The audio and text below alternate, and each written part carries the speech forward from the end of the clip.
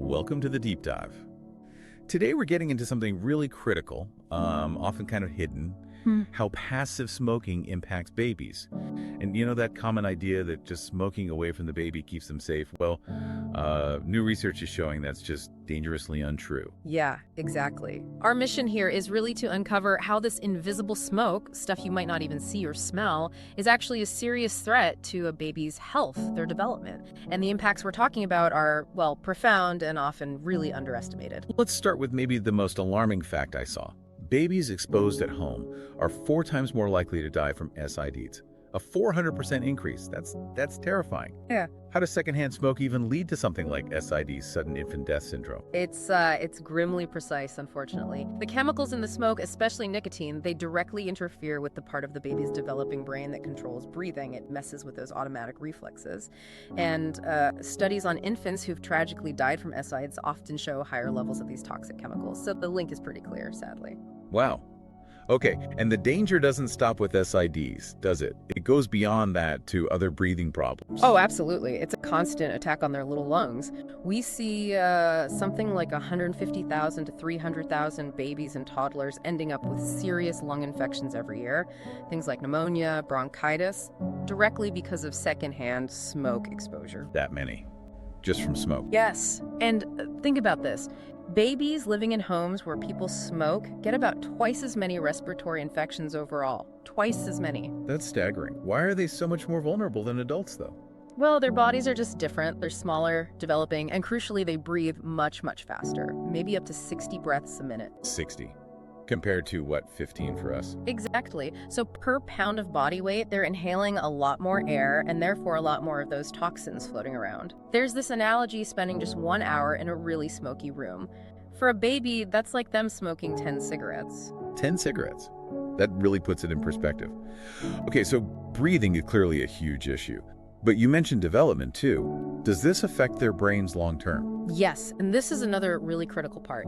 The damage can start even before they're born. If a mother is exposed during pregnancy, those chemicals cross the placenta. They actually alter how the baby's brain is forming, its structure. Seriously? It gets through the placenta. It does, and we see the results. Babies exposed before birth show issues in, 8 out of 10 key brain function areas just in their first year.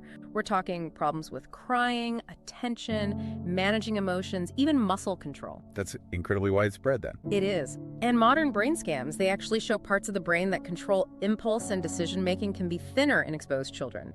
This links to higher risks later on for things like ADHD, behavior problems, even addiction down the road. And this isn't just about prenatal exposure, is it?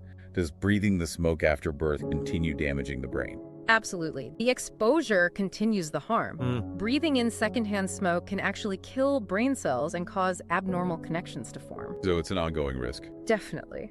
And you see the knock-on effects. These kids often struggle more in school, they miss more days because they're sick more often, and really worryingly, they're twice as likely to become smokers themselves as teenagers.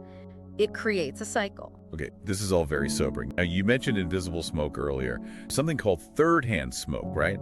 What exactly is that? It sounds sneaky. It is sneaky. Third-hand smoke isn't the smoke you inhale directly. It's the toxic residue, the chemicals left behind after the cigarette is put out. It clings to, well, pretty much everything. Clothes, hair, furniture, carpets, walls, toys. So it just sticks around. How long are we talking? For a long time, months, even years in some cases. And here's the really insidious part. The chemicals in this residue can actually become more toxic over time as they react with other things in the environment, like dust. More toxic. Wow. Yeah.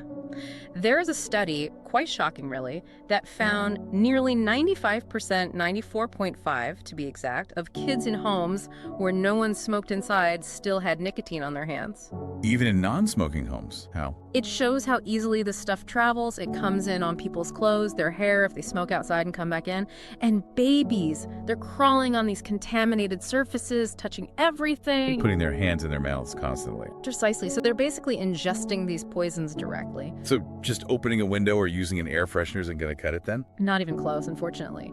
Those things might reduce the smell, but they don't remove the toxic residue that's settled onto surfaces. The only, and I mean only way to truly protect a baby is a 100% smoke-free environment. Inside the home, the car, everywhere. Okay, this feels overwhelming, but the good news is There are things parents can do, right? What are the practical steps? The absolute number one step is making the entire home smoke-free. No exceptions. And that includes attached areas like porches or garages because the smoke drifts. If someone in the household does smoke, they absolutely need to smoke outside, far away from doors and windows.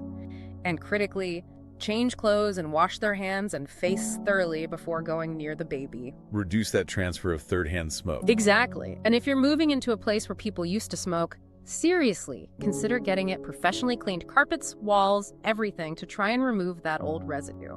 And what about for the smokers themselves? Quitting is obviously best. Are there immediate benefits for the baby if they do? Oh, huge benefits, and they start fast. For the smoker, their heart rate and blood pressure improve within just 20 minutes of the last cigarette. Within 12 hours, the carbon monoxide level in their blood drops back to normal, and for the baby. Every single day that passes without smoke exposure is a day their lungs and brain get a better chance to develop properly without that constant chemical interference. That's encouraging. Yeah. And people aren't alone in this, are they? There's help available. Definitely. There are loads of resources, free quitting programs, medications, counselors. Many are specifically designed to help parents quit. It's worth looking into. So the bottom line seems pretty stark. It really is. There is just no safe level of tobacco smoke exposure for a baby. Any amount increases these serious risks, SIDs, lung infections, brain development problems, any amount. Okay, so wrapping this up, the science is just undeniable, isn't it? Passive smoking, including that invisible third-hand smoke, causes real, serious, sometimes permanent harm. We're talking increased risk of death, breathing problems, even impacting their brain development. That's the core message. This isn't about blame, it's about protection. The single most important thing you can do is decide today to make your home completely smoke-free. Your baby's health, potentially even their life, truly depends on it. Talk to your doctor, find those support programs, take that step. It really comes down to this. Small changes now can prevent a lifetime of health issues for your child. So maybe the question to leave you with is, what one simple change can you make today, right now, to safeguard their future from this invisible threat?